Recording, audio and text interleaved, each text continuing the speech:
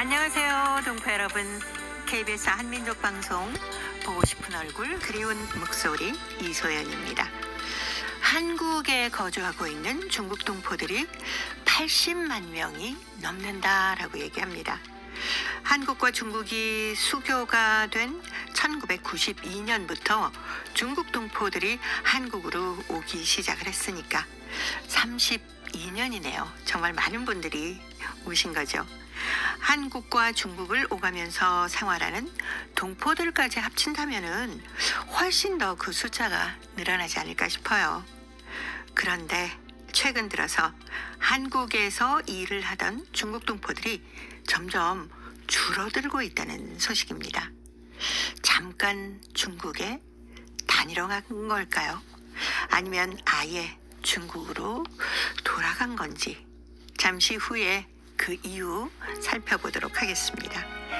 동포 여러분의 편지 사연으로 함께하는 시간입니다. 행복우체통 수요일의 편지 손님 동포 세계신문의 김용필 대표입니다. 어서 오세요. 네, 안녕하세요.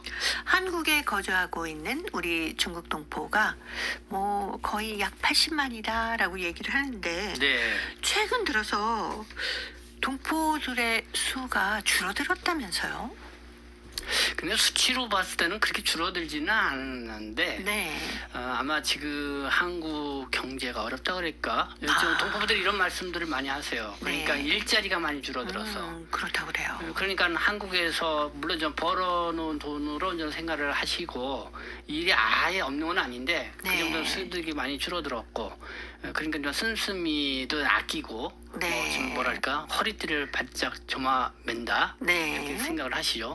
예. 근데 이제 한국에서 있으면은 체류 비용이라는 게 좀 있잖아요. 그렇죠. 건강보험료도 네. 좀 많이 들어가고 또 그러니까 그래서 좀 상황이 좀 나아질 때 다시 들어오겠다는 심리로 저는 중국으로 뭐 다시 고향 가서 좀 있다가 오겠다 이렇게 네. 생각하시는 분들이 많은 것 같아요. 예. 그러니까 우리 동포분들 사이에서는 중국으로 들어가려는 사람들이 상당히 많다 이런 얘기들을 좀 하시는 거를 좀 들을 수는 있는데, 근데 법무부의 통계 그 체류 현황이 이제 매달 발표되는 거 있잖아요. 네. 그걸 보면 큰 변동은 없어요. 아, 그렇군요. 네. 예. 근데 곳곳에서 우리 중국 동포분들이 왜 어렵고 힘든 일들을 많이 맡아서 하시지 않았습니까? 네, 그렇죠. 근데 일자리에 네. 일할 사람이 없다라고 네. 많이들 얘기하더라고요. 그러니까요. 그래서 이제 코로나19 시기에 조금 중국으로 들어가셨다가 네. 못 나오시는 분이 좀 의외로 있어서 그랬었죠. 중국 동포분들이 그 당시에는 코로나19가 그러니까 설 명절 전에 코로나가 발생을 했었잖아요. 네. 그랬다가 들어가셨다가 좀 못 들어오시게 되는 상황이 돼가지고 그때는 네. 좀 많이 좀 줄어든 그런 예. 상황을 상황을 볼 수가 있었는데, 그러다가 2022년 경도 돼서는 다시 많이 늘어났어요. 네. 그래서 2022년 2023년 말 하면은 뭐 얼마나 되냐면은 국내 중국 국적을 갖고 계시는 분들보다 한 65만 네. 6천 이렇게 됐고, 예. 3월 달 통계도 보면은 거의 뭐 66만 명. 뭐 지금도 거의 그렇게 유지는 돼가고 있는데, 그래도 아무래도 이제 아까 말씀드렸처럼 그런 심리적인 것들이 이제 작용을 예. 하는 것 같아요. 예. 근데 이제 중국 동포분들이 과연 이제는 한국 경제가 어려우면은 이제는 중국으로 다시 많이 돌아가겠는가? 좀 그럴 가능성도 있겠지만은. 네. 근데 사실 중국 경제도 그렇게 좋은 건 그렇죠. 아니거든요. 네. 근데 이제는 지금 중국 동포들은 이 중국 동포 자녀들이라고 할까? 네. 아이들도 보면은 한국에 한 10만 명 가까이 있는 걸로 이렇게 이제는 통계를 보면은 추정할 수가 있거든요. 네. 그럼 아이들이 한국에 들어와서 있고 또 학교 다니고 뭐 이런 상황이기 때문에 그것만 보더라도 쉽게 또 이렇게 네. 자기 거주지를 옮긴다는 게 그렇게 그렇죠. 쉽지 많지는 않죠. 네. 그러나 뭐 이게 경제적 상황과 이런 게 뭐 장기화된다고 하면은 네. 뭐 다시 변동상이 있겠지만은 아직까지는 그렇게 수치상으로는 심리적으로는 네네. 좀 있는 것 같지만은 수치상으로는 그렇게 드러나지는 큰 변화는 않는다. 없다. 네. 예. 근데 중국에서 생활하는 거하고 한국에서 생활하는 거하고 생활비 차이를 얘기하면 어느 정도가 됩니까? 일단은 중국이 뭐 한국보다는 좀 물가도 싸기도 하고, 네. 그리고 또 중국에서는 어쨌든 기본적으로는 살고 있던 집이 있으시니까 그쪽으로 아, 가서 그렇죠. 계시는 거겠죠. 시골집에도 있으실 수도 있고. 근데 한국에서 계속 있으면은 글쎄요, 한국의 물가가 좀 많이 올랐다고는 그러잖아요. 네. 그러니까 전반적으로 이제는 그 생활 비용은 그 정확하게 이제 어느 정도, 왜냐면 중국은 지역마다 다 달라서 그렇죠. 그래서 그걸 일률적으로 네. 얼마나 이게 차이가 나겠는가, 이런 거는 딱 말씀드리기는 어렵지만은, 네. 그래도 아직까지는 뭐 한국이 좀 더 생활비가 더 들어갈 수 있다, 뭐 이렇게는 생각이 들어요. 네. 뭐 어찌 생각하면 한국에서 조금만 열심히 일을 하시면 네. 소득이 좀 많아지니까. 그리고 또 이제는 한국에 있으면은 뭐 주변에 다 이렇게 아는 사람들이 있으니까 네. 이 모임도 많고 그렇죠. 돈 쓸 일이 많게 되잖아요. 맞아요. 근데 이제 중국에 이렇게 가 있고 그러면은 사실 좀 돈 쓸 일이 줄어들 수도 있죠. 네. 뭐 오르지 않은 것은 내 월급밖에 없다. 뭐 이렇게들 많이 얘기하시던데 하긴 뭐 경제가 어려우면 네. 내핍 경제를 해야 되는 거 아니겠습니까? 예. 어쨌든 뭐 경제가 좀 좋아져서 네. 팍팍 돌아갔으면 좋겠다는 우리 동포분들 한 마음일 텐데, 어쨌든 또 이렇게 어려울 때 또 이렇게 보면은 또 뭐랄까 필요로 하는 인력을 필요로 하는 데도 많아요. 아, 있죠. 네. 일은 다 해야 되니까. 그러니까 우리 동포분들이 약간 눈높이가 높아졌다. 좀 그런 부분이 좀 있을 수 있어서 그럴 수 네. 있겠는데, 정말 이제 일자리 일할 사람이 필요로 하는 곳이 또 많이 있는 게 또 한국의 현 네. 상황이거든요. 네. 아유, 중국으로 다시 들어가셨던 분들 경제가 좋아져서 다시 또 우리나라에 와서 함께 생활하셨으면 좋겠습니다. 자, 수요일의 행복우체통 대한민국 경기도 고양시 신서군 씨가 보내왔습니다. 만남이라는 글인데 김영필 대표가 소개합니다. 살면서 소중한 인연이 꽤 많이 있었지만 세월 따라 놓치고 말았다. 오늘 목당강, 송화강, 압록강, 모래알들이 모여서 한강에 화목한 가족 6장을 만들고 번개치고 우레 울고 빗방울이 되어 대림 연변 웨딩홀 3층 술집은 인종의 불바다가 되었다. 세월 가는 줄 모르고 이국 땅에서 보낸 인생. 남은 것은 별로 없지만 60이 넘어서 만남이 늦어지면 지금이라도 80살, 90살 화목한 가족에 즐거이 다닐 수 있을 것이다. 견고의 우정띠를 형성하여 취하듯 소중한 만남은 하루였지만 서로의 빛깔과 냄새를 나누어 사랑의 마음은 하나가 되었다. 오늘의 만남은 자기를 사랑하는 만남이 아니고 꽃송이 같은 만남도 아니고 또는 지우개 같은 만남도 아니다. 오늘의 만남은 수수한 분들의 남은 세월, 화목한 가족에서 사랑의 아름다움을 알고 포옹의 미학을 배우고 노 영혼의 맑은 샘이 솟는 만남이고 서로지간에 오래오래 머물러주는 만남이며 마음과 마음을 이어주는 사랑의 다리를 놓는 만남이며 서로를 들고 날 수 있는 통로가 열리는 날이며 웅숭 깊은 소통의 만남이다. 오늘 우리들이 마시는 술은 주전술도 아니고 광술도 아니고 폭주술도 아닌 인정의 술을 마시고 꽁꽁 얼음 마음의 문을 열게 하는 흥분제고 서로 관계의 윤활유 술이고 생활의 촉진제를 마시는 술이다. 사랑스러운 회원들이여 1년을 보려면 꽃을 심고 10년을 보려면 나무를 심고 남은 세월 즐겁게 보내려면 화목한 가족을 마음속에 새기자. 네. 대한민국 경기도 고양시 신서군 씨가 보내오신 만남. 화목한 가족이라는 이 단체를 만들어서 네. 운영하고 계시거든요. 네. 신석훈 부장님이 오랜만에 만나서 술 한잔 하셨나 봐요. 네. 우리 이제 동포분들도 이렇게 서로 네. 의지하고 싶다 그럴까요? 서로 마음이 통하시는 분들끼리 실제로 한 가족은 아니지만은 이렇게 가족과 같이 뭐 이렇게 모임을 갖고 있는 분들이 좀 더 네. 있으세요. 근데 제가 볼 때 이 화목한 가족 모임은 그래도 상당히 유명한 걸로 알고 있어요. 그렇죠. 저희 네. 그 보고 싶은 얼굴에도 지난해 예. 10월 달인가요? 한번 예, 다들 초대석에 또 참여를 다 했었죠. 나오셨었거든요. 네. 예. 그래서 화기애애한 그런 모습을 보여주셨는데 보니까 그때 뭐 회장님이 김지견 네네. 씨가 회장님이시고 또 총무님이 박금홍 님이 총무님이셨고 부장이 우리가 이제 글을 써보내 주신 분이 네. 좀 부장으로 있었는데 근데 좀 오늘 좀 전해드려야 될 소식이 네. 그 지난 5월 1일에도 저희들이 그 한번 마음이 아프다고 글을 한번 제가 이렇게 소개를 해드린 적이 네네, 있었잖아요. 맞아요. 우리 네. 프로에서. 근데 박금옥 씨. 네. 우리가 그게 5월 1일에 저희들이 그 큰 편지를 좀 마지막으로 보냈던 거였어 보니까요. 아, 예, 그래요? 방송을 우리가 좀 녹화를 해놓고 그때는 네. 보냈잖아요. 근데 4월달에 이미 돌아가셨다고 아. 그 방송을 보신 분이 저 방송국에 아주 연락을 주셨더라고요.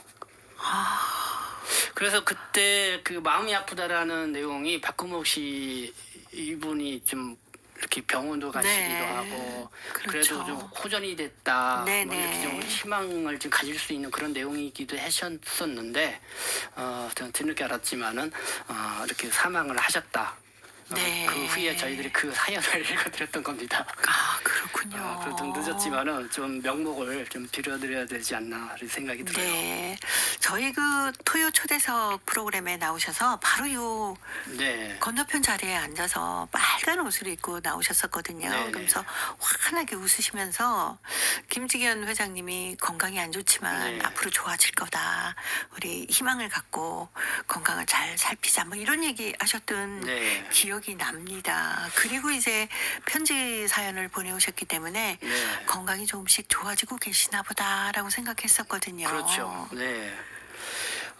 어쨌든 우리 또 박금호 씨를 비롯해서 이 화목한 가정 이 모임이 저희 또 애청자분들로 네. 구성된 거 아니에요? 특별히 이렇게 또 애청하셨던 분 또 이렇게 이런 뒤늦게 저희들 네, 알고 네, 네. 소식을 전해드려서요. 아. 좀 안타깝다는 생각이 듭니다. 네, 박금옥 선생님의 명복을 빕니다. 그 회원으로 저희들에게 편지 자주 보내주시는 남태일 씨, 뭐 네. 주혜봉 씨, 신효순 씨 많거든요. 네, 네. 손홍범 씨 네. 이름들이 하나하나 기억이 나는데 이런 크고 작은 모임을 통해서 우리 동포들 간의 화목도 다지고 일하면서 쌓인 스트레스를 푸는 게 아니겠습니까? 그렇죠.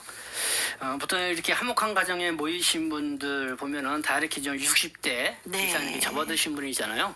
대개 이제 한국에서 생활을 10년, 20년 가까이 이렇게 하신 분들일 거예요. 네. 그러니까 어떻게 보면 한국이 이제 제2의 고향이고 한국에 와서 서로 이렇게 만나신 분들이 서로 고향 사람 못지않은 그렇죠. 그런 서로 의지할 수 있는 그런 분들의 모임이겠죠. 특히 이분들도 그 글도 서로 쓰시기도 하고. 네.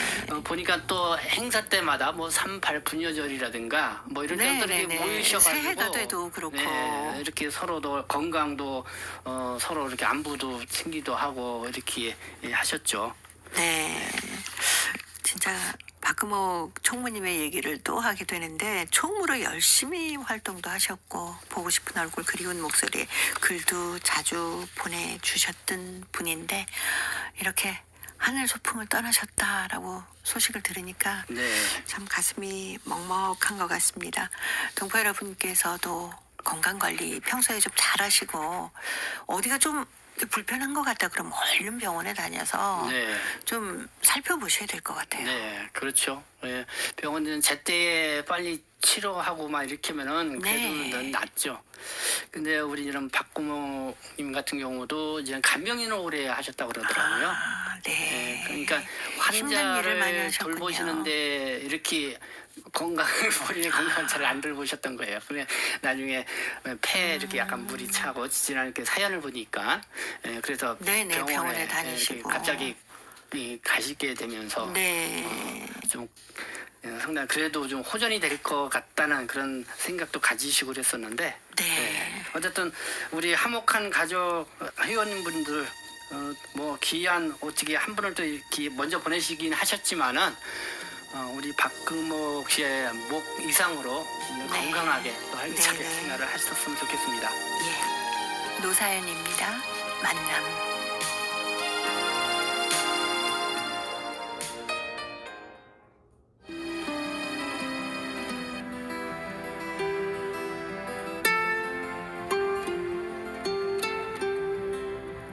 동포 여러분의 따뜻한 사연으로 아름다운 추억을 만들어 드립니다.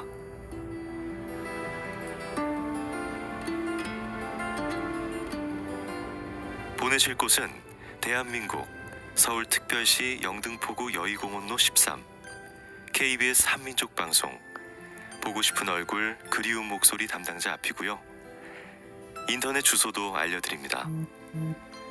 KBS 홈페이지 www.kbs.co.kr에 접속하신 다음 라디오, 한민족방송, 보고 싶은 얼굴 그리운 목소리를 순서대로 클릭하신 다음 청취자 참여 코너에 글을 남기시면 됩니다.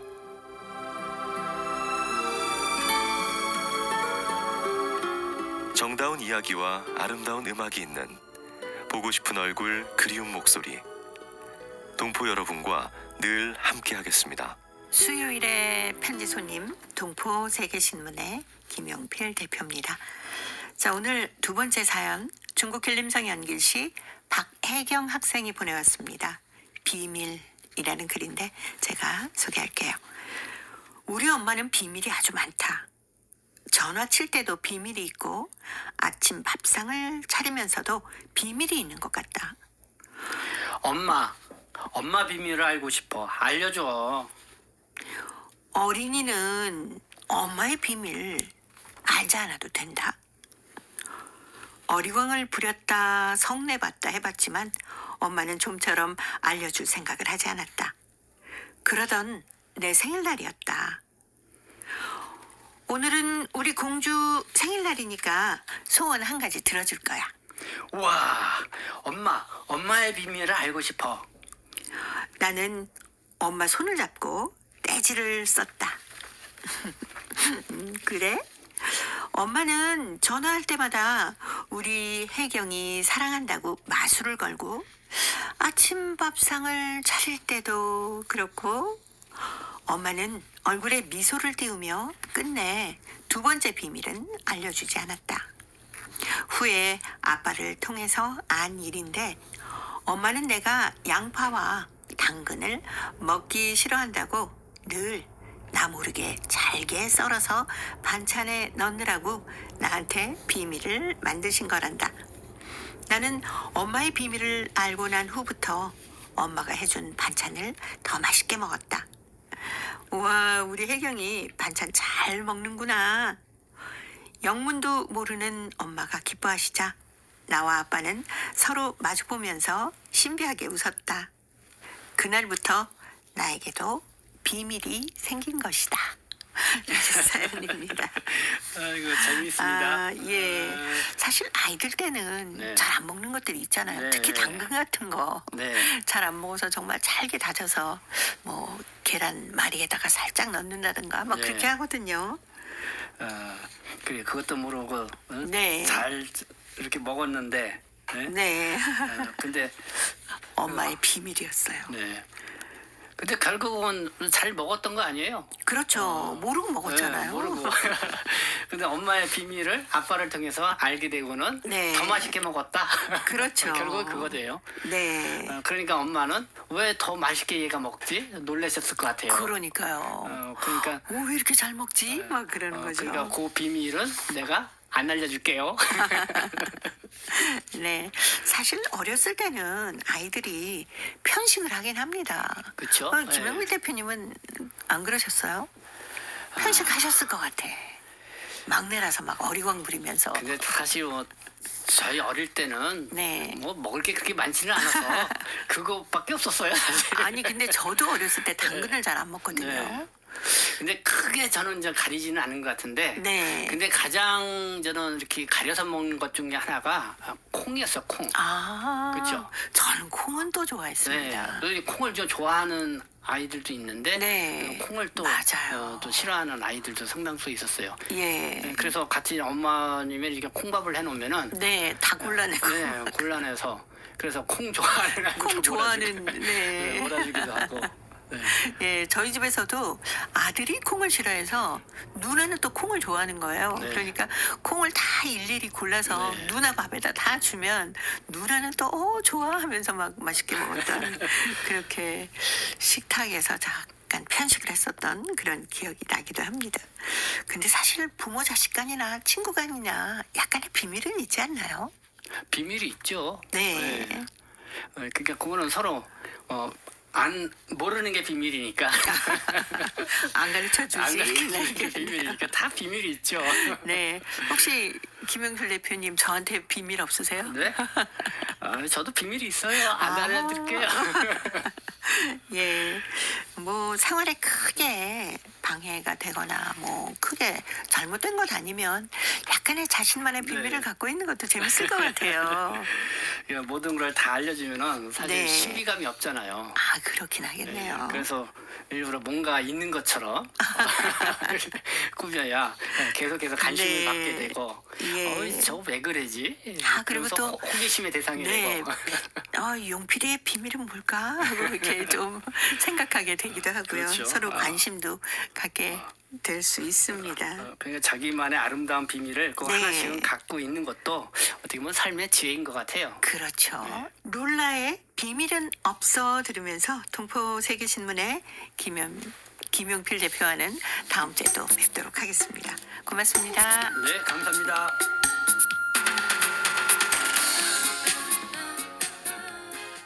KBS 한민족 방송 보고 싶은 얼굴 그리운 목소리 함께하고 계십니다.